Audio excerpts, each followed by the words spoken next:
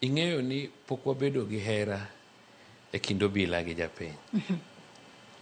Nikwop obila en ng'ama orubeni rito japiny. To nitie kuonde moko mobila be seche moko ok tim maber.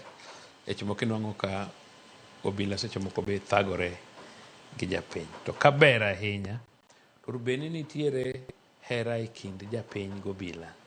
Nwach kobila onge e kor gweng' kata ok ni machiegni, tachije mang'eny manyalo hinyo ji.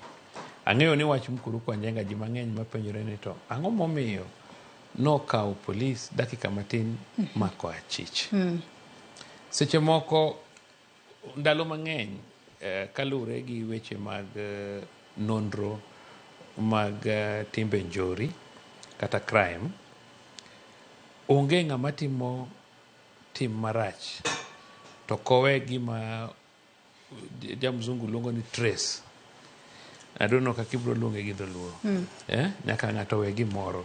Koro investigation ni ne jogi obedo gi haw maber ni nyako mane onego last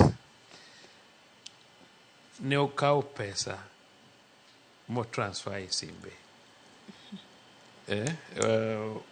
Kabero koro be nwa discuss mano nwach en evidence, but mondo jopiny obelieve ni haw maber nokawo pesa ogolo e simb nyako cha okete e simbe. Koro king'iyo simb nyako cha neno ka nogol pesa odhi kanye, odhi transaction moro manotimore around sama nonegi cha. Koro ka polis luwo to nwang'o ka ng'ani neno manopira. Koro bedo mayot kuom obila mondo oyude. So seche moko obila bedo gi haw maber. Cases mang'eny mobila yudo en mana ni moko yudi eminong'o ka ji o ahinya nwa ji goye koko, to moyudi to jo goye koko.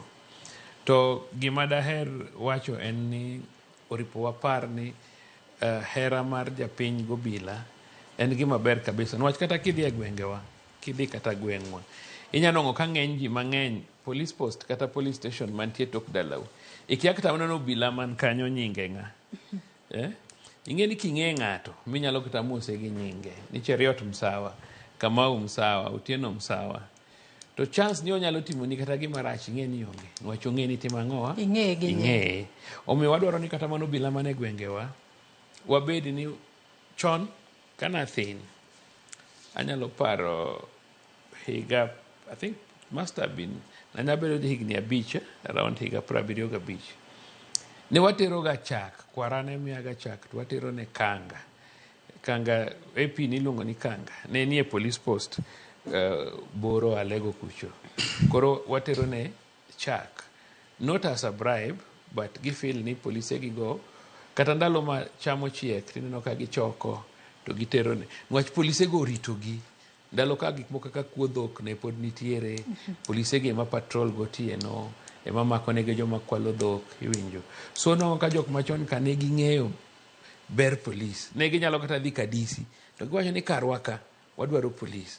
King'iyo shopping centers mang'eny mane tho, inwang'o ne githo nwach otimre nadi?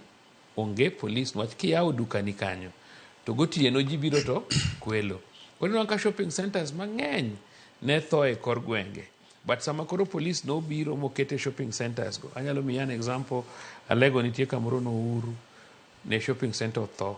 To ka nokelo bila to koro shopping center dongo. Ugenya nitie kamoro ni Bondo Kolali, ne shopping center tho. Kokel police machiegni to shopping center koro ineno katimre nadi kadongo. Omiyo jopiny nyaka chak ng'iyo ni to role mar police e community en ang'o. To en yo mane mano miyo ka nikelo nokel gimoro concept moro ni community policy.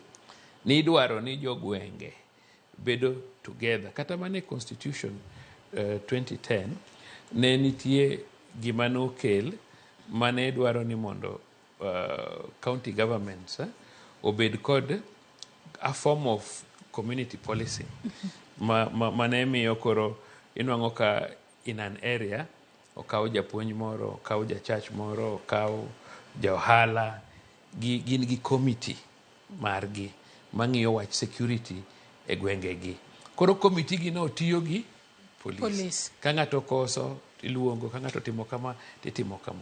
Omiyo sama jopiny tiyo gobila machiegni e gwengegi kata mana e kor boma ka, orubeni ka un gi polisi e estate kidak Buruburu kucho, orubeni jo estate no nigi komiti gi moro ma ginyalo bedo go piny gaput moro gi polis, kendo ginyalo guide polis ni sama kama gima kama timore kama kama, omiyo wadwaro patrol e area ni. To ng'ato nyalo bedo ni penjore Charles Mosaina kum ng'adi.